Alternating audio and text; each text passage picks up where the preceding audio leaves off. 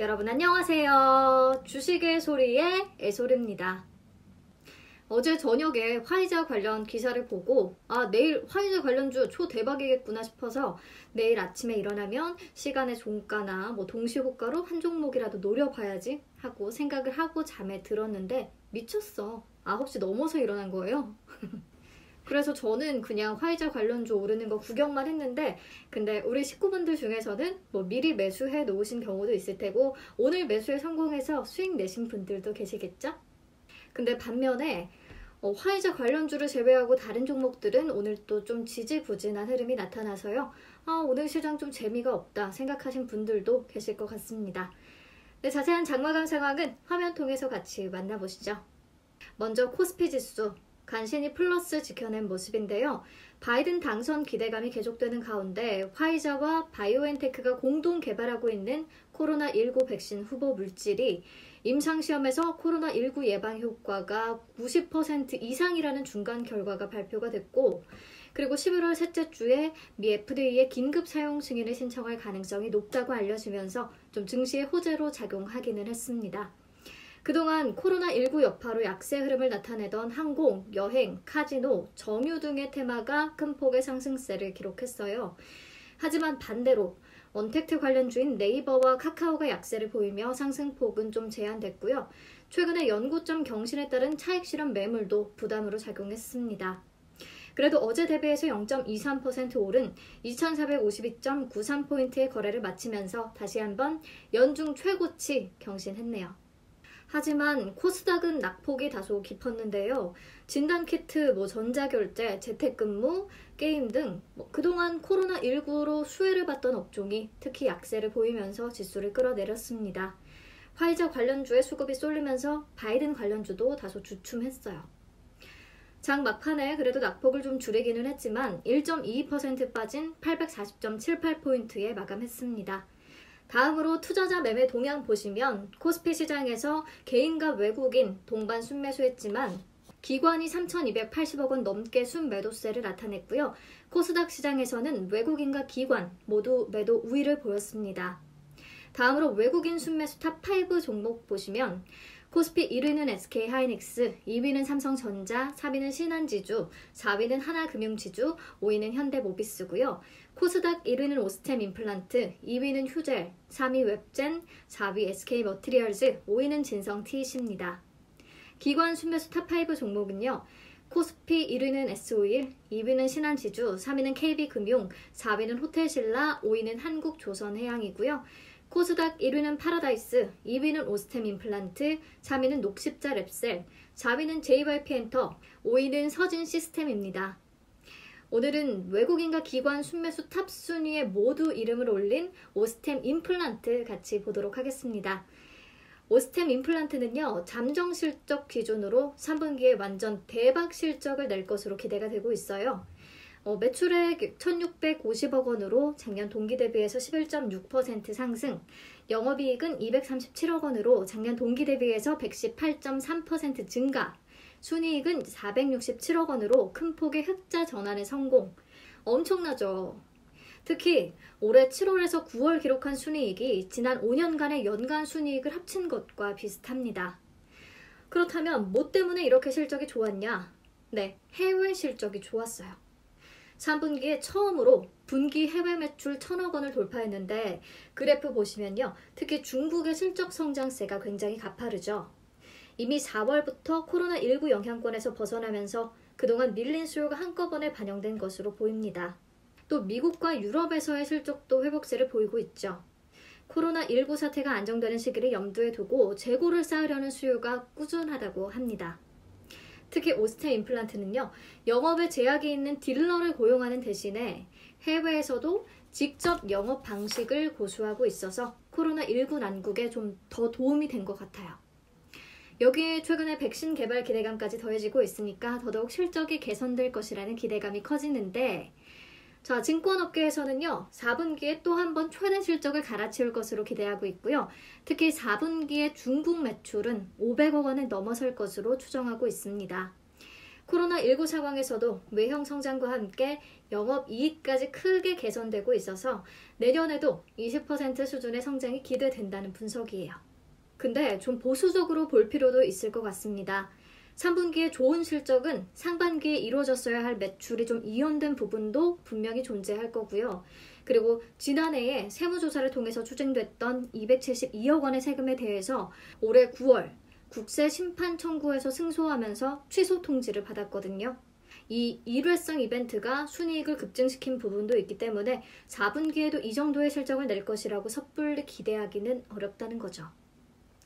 그래도 해외 매출이 안정적으로 선장하고 있는 부분, 그리고 내수가 꾸준히 받쳐주고 있다는 부분, 최근 5개 분기 연속해서 어닝 서프라이즈를 기록 중이라는 부분, 그리고 오늘 외국인 기관 동반 매수세 유입됐다는 거, 백신 기대감 높아지고 있다는 점, 여러 가지를 고려하면 괜찮은 회사임은 분명한 것 같습니다. 네, 넘어가서 오늘장 특징주 4개 만나보도록 하겠습니다. 오늘은 화이자 관련주 빼놓으면 할 말이 없죠. 증시를 완전 씹어 먹었어요. 임상 3상 중간 데이터에서 90% 이상의 예방 효과를 확인했다고 하는데, 더 정확히 설명을 드리면 2차례의 백신 또는 가짜약을 투여한 대규모 실험 대상자들이 있었는데요. 그 중에 코로나19에 감염된 94명의 결과를 들여다보니까 화이자 백신을 접종받은 참가자의 감염률은 10% 미만이었고 90% 이상은 가짜약을 투여받은 사람들이었다고 해요. 현재 미 FDA가 코로나19 백신에 대해 요구하는 효과는 50%거든요. 90% 이상의 효능은 아주 높은 수치죠. 물론 화이자는 감염자가 164명에 달할 때까지 더 분석할 예정이고 이 과정에서 수치의 변화가 있을 수도 있겠고요.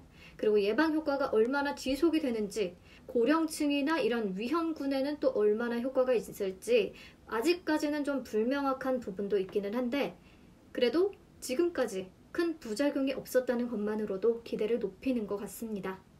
네, 화이자 관련주로 오늘 강세를 보인 섹터나 종목들 워낙 많아서 따로 표 한 장을 만들어 봤어요.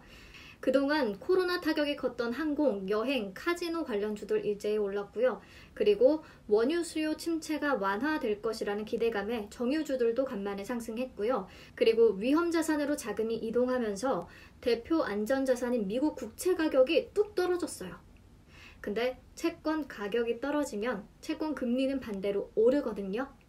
이에 금리 상승 기대감이 높아지면서 은행과 보험주들, 이런 금융주 강세를 보였네요. 그리고 초저온의 보관 운송 기술이 필요하다는 소식에 콜드체인 관련주들 일제히 급등했습니다. 그 밖에 라파스, 이노테라피, 세움메디칼, 제일약품, KPX 생명과학, LG상사도 모두 화이자 관련주로 꼽히고 있으니까요. 내용 화면 통해서 챙겨가세요. 그리고 화이자 관련주 보신 김에 모더나 관련주도 확인하고 가세요. 왜냐하면 미국 국립알레르기 전염병 연구소 소장이 화이자의 중간 결과에 대해서 기대감을 나타내면서 모더나 역시 화이자와 마찬가지로 mRNA 방식의 백신을 개발하고 있는데 비슷한 결과를 낼 것으로 보인다고 밝혔거든요. 모더나는 이달 말에 대규모 임상시험 결과를 발표하는데 높은 수준의 효능과 안정성이 확보될 것으로 기대됩니다. 모더나 관련주로는 파미셀, AB 프로바이오, 그리고 어제 언급했던 엔투텍, 바른손, 소마젠 등이 언급되고 있으니까 눈여겨보시기 바랍니다. 네, 다음은 조선주인데요.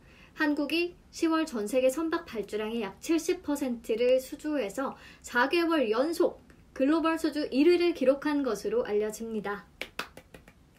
그리고 올해 누적 수주량에서도 중국과 격차가 대폭 좁혀진 것으로 전해지는데 6월 기준으로는 중국의 39%포인트까지 뒤처져 있었지만 10월 기준으로는 12%포인트 차이로 격차를 대폭 줄였다고 합니다.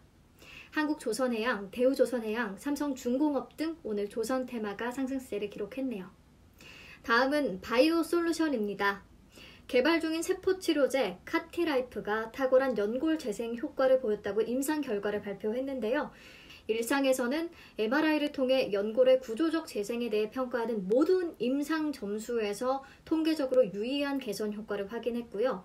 이상 연구에서는 카티라이프 29의 24주 그리고 48주째의 대조군 대비해서 연골 결손 부위의 구조적 재생 효과와 증상 개선 효과가 우월했다고 해요. 특히 카티라이프 치료 후 1년째 되는 시점에 90%의 환자에게서 연골이 100% 재생됐다고 합니다. 네, 다음은 진성 TC입니다. 앞에 외국인 순매수 탑5 종목에 나왔던 종목이죠. 최근 글로벌 건설기계 대표주들 사상 최고치를 경신하고 있는데 진성 TC는요, 이 중에 캐터필러와 3,500억 원 규모의 소형 건설기계 중장비용 부품 모듈 공급 계약을 체결했어요. 계약 기간은 3년이고요. 근데 소형에만 그치지 않고 내년 이후로 중대형 건설기계 그리고 중장비 관련 공급 계약도 추가될 것으로 예상되고 있습니다. 공급 대상도 기존의 롤러, 스프라켓, 아이들러만 납품을 하다가 내년부터는 트랙슈를 포함한 하부 주행체 모듈 공급을 시작하기 때문에 과거 대비 계약 규모도 증가할 것으로 예상됩니다. 매년 하부 주행체 모듈 공급 비중이 높아지는 것으로 이미 계약이 되어 있다고 해요. 그래서 캐터필러의 진성 TC에 대한 의존도 계속해서 증가할 것으로 보입니다. 그리고 진성 TC는요, 수소 관련 사업도 진행을 하고 있어요. 매니폴더, 압력판 이런 수소 발전 부품을 공급하고 있는데요. 주로 두산 퓨얼셀에 납품하고 있습니다. 그러니까 대부분이 국내 사업용이에요. 우리 정부가 탄소 배출 중립을 선언하고 또 수소 발전 의무화 제도를 시행하겠다고 밝혔기 때문에 이 부분 역시 성장이 가능할 것으로 기대가 됩니다. 네, 다음으로 오늘장 거래량 급증 종목들 보시면 앞에서 이미 언급한 종목들이 많이 보이네요. 참고하시고요. 시간의 단일가 특징주들도 한번 확인해 보세요. 보면 화이자 관련주들 시간의 단일가 시장에서도 강세를 보였네요. 네, 오늘 내용도 조금이나마 도움되셨다면 구독과 좋아요 부탁드리고요. 저는 여기서 인사드릴게요. 내일 다시 만나요.